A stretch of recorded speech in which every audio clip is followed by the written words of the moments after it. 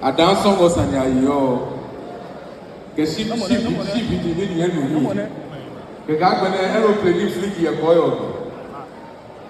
The group chairman of McDan Group of Companies, Honorable Daniel Macaulay.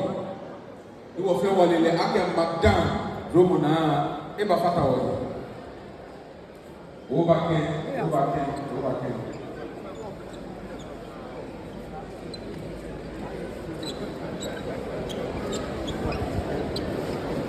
You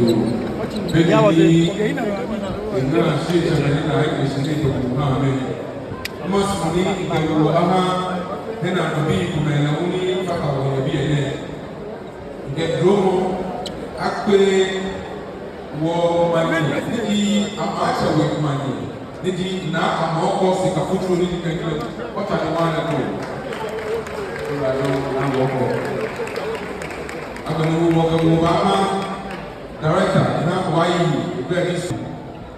Okay, we will Baba Kamara, the Deputy Director, Hawaii, of Flag, thank you about it. I was so very much. The industrial chief, I was so kind.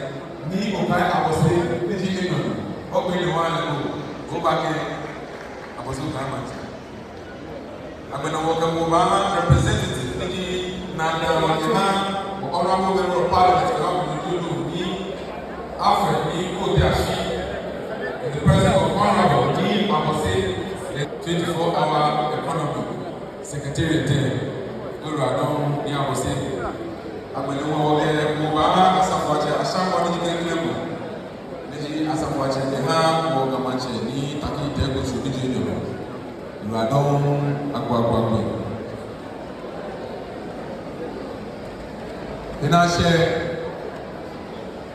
Yemekla, Kedi, Onyanuba, Wiseshipe, Obache, or keynote speaker, on our Fini, Yemo, Abashi, Manjano.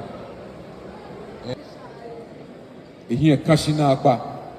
Ladies and gentlemen, let me with gladness welcome Dr. as the keynote address, after which we shall receive the president.